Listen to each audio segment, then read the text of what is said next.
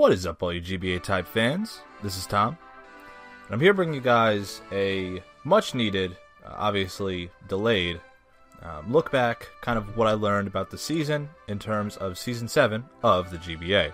Now, I recognize that this is going up, obviously, a month or so, 2 months even, after the season had ended, at least for me.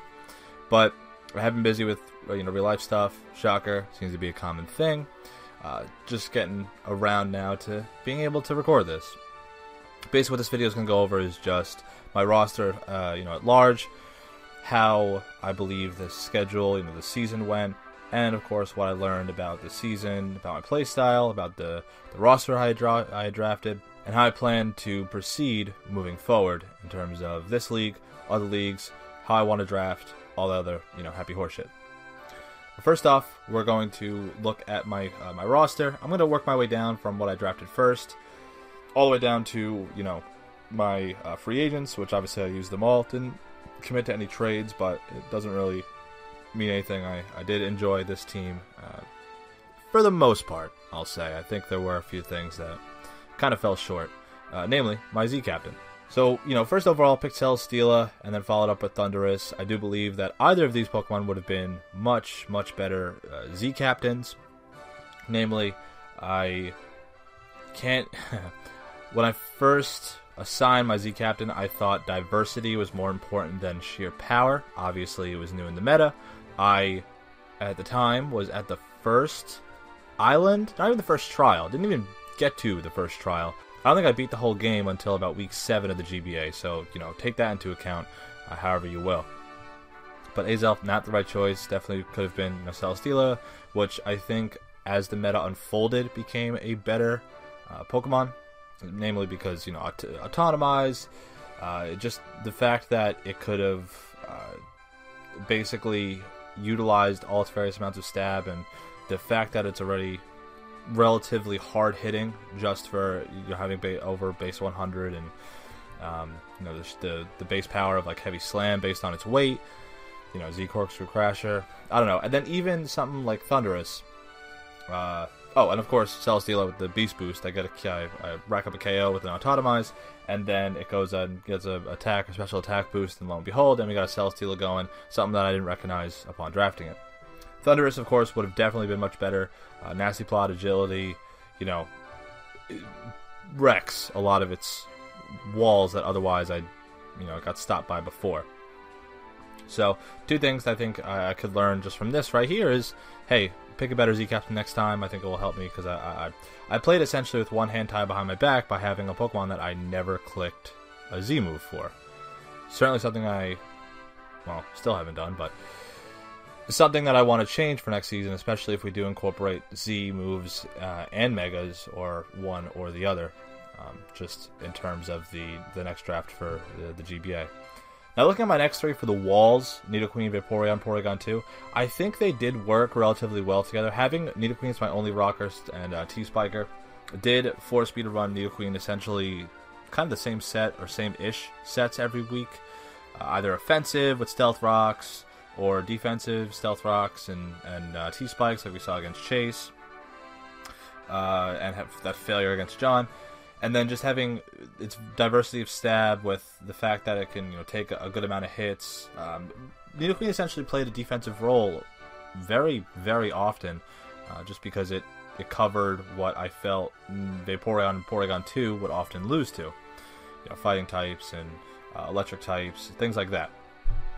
Vaporeon was a good Wish Passer. I did enjoy using it. Not as much as Melodic, but I would certainly draft it over something like Jellicent, Saritup, but I thought it was good. And then Porygon 2, I felt like it was slow, and I felt like where I've watched people like Fizz use it incredibly well, other slower, players in terms of other leagues use it so incredibly well. I don't know if I really felt like Porygon 2 was as good as I initially thought it was upon drafting it when I used it in practice. Maybe it just wasn't good on this team, though, so maybe that's a shortcoming on my end. So, but regardless, they were a good trio of walls. I definitely want to kind of look at a more, I guess, traditional bit of walls in terms of like a good fairy, a good wisher, and then maybe something like a set of hazards. for next time, for the next time that I draft and how I plan to adjust moving forward. Azelf, like I said, not the best Zmon, and it pretty much shined without its Z crystal most of the time. I mean, shit, I didn't even click it one time, and it was barely equipped more than once or twice. Was considered, but it just never really panned out. But like I said, Azelf, it was better. It could have been better as something more than just a Zmon. Put up rocks, U-turn, taunt, all that stuff. Hitmonlee and Zygarde Doggo. I did really like Hitmonlee. Probably my favorite mon on this roster that I used this season. Obviously, we saw how good it was, against Chase, and how it was against Cooper the first time I played him. And that's a mon that I would draft over and over. It was great. It was offensive. I'm sorry, not offensive. It did exactly what I wanted it to do, and that's certainly something that I will look at moving forward, kind of like how I liked Sawk last year on my roster. Zygarde Doggo, I kind of prefer Zygarde Sneck. I feel like Zygarde Doggo needs setup versus Zygarde Sneck doesn't. Running a banded set is only good so many times, and I felt like I ran into a lot of problems as this season progressed, where if I wasn't running band, I didn't hit hard enough, or if I wasn't setting up, it didn't do enough, or if I was setting up, I didn't have the time to, or I didn't have the bulk to. It was very difficult, I would say, just overall, to use this on this roster specifically, because, I mean, we see I had bulk, but then I had frail offense, Azelf, Thundee, Hitmonlee, Zygarde Doggo, things that could be busted relatively easy, and didn't have the necessary support sometimes behind it. Next up, we'll talk about my free agents. I had initially Incineroar and Darmanitan. Incineroar I drafted because I liked it as a dark type. I liked it as a pivot mon. The base 60 speed didn't necessarily bother me. I really hoped it got Intimidate. I think it would make it a much better mon. But of course it didn't. So once Cooper dropped Darmanitan, I picked that up. Again, another very frail offensive mon. Obviously, all these Pokemon hit really hard, but you can only do so much when the thing can't really take a hit by itself. Something to kind of look forward to or look at later on. Then we had a Pokemon that literally did not exist on my roster, either of them. Lurantis and Shiftry, never brought them to a match, considered them often, did not fit whatsoever. Need better defog options that aren't necessarily frail, if not like one-trick pony. Not necessarily Shiftry, more Lurantis, defoggers. So that's something definitely to adjust, because my spinner was Hitmonlee, and my defogger was Shiftry. Two things that really don't traditionally do either of those things. I mean, Hitmonlee got rid of rocks when it needed to, and Shiftry never even saw the field, so that kind of says a lot about how I felt about Shiftry or Lurantis. So, not good. And then finally, I dropped a Rabombi immediately. Again, another Pokemon that really didn't exist on my roster, for Gardevoir. Gardevoir, a fun Pokemon, not on this roster per se. Overall, this team functioned, obviously, well enough to get me into the playoffs or back me up into the playoffs, but there are things to be learned out of it. Namely, I want to change up how I approach my offense. I want to change up how I approach a more, economic wall core. Things that complement each other. I did not feel like Nidoqueen, Vaporeon, and Porygon 2 necessarily complemented each other, namely because if I was bringing Porygon 2, I kind of need Vaporeon in order to prevent it from getting toxic. If I was bringing Vaporeon, I kind of needed Nidoqueen so I didn't get blasted by grass or electric moves. And if I was bringing Nidoqueen, I felt like it needed the support of the other two in order to really thrive as a wall. But then I don't really like bringing 3 walls. Like, my traditional playstyle is 2 walls and the rest is more offense. And having that be like a conundrum every week, it kind of hampered what my overall goal was in terms of my pressure with my offense. Mons I would draft again. Celesteelix, I understand a little bit better. I draft almost this entire roster again, just not together, I would say. I'm not really a big fan of Azelf. Unfortunately, it really is just a rocker, and not a good Z-Mon. I probably wouldn't draft Zygarde Doggo again. It's a good Mon, but I feel like there's better setup dragons that don't hold me back as much. It's not as prolific as something like Zygarde Sneck, obviously, or Dragonite, or Salamence, something that I would still draft over Zygarde. And then probably, I don't know, maybe not draft Shiftry or Lurantis, not draft Porygon 2 again. I drafted Darmanitan, Gardevoir, Hitmonlee, Vaporeon, Nidoqueen, draft all those again, Thundurus T. But that's just in hindsight. So, but that's kind of how I look at my roster. Not my favorite roster. Certainly not one I'm going to go ahead and like try and aim to structure again.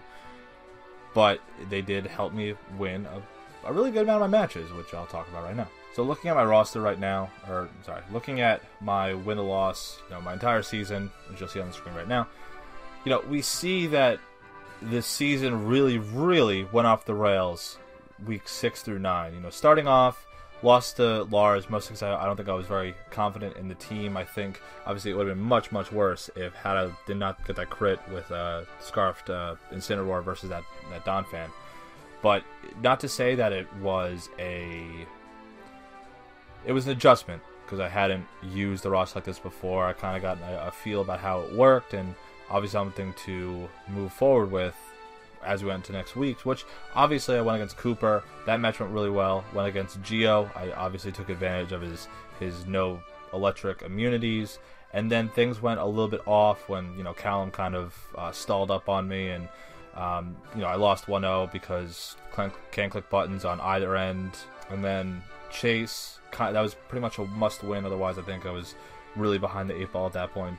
Obviously, I swept my division early on, which put me in a favorable position in terms of our division. But then I kind of recognized that I had arguably one of the hardest streaks in terms of the competitors weeks 6 through 8, namely. I needed to beat Chase.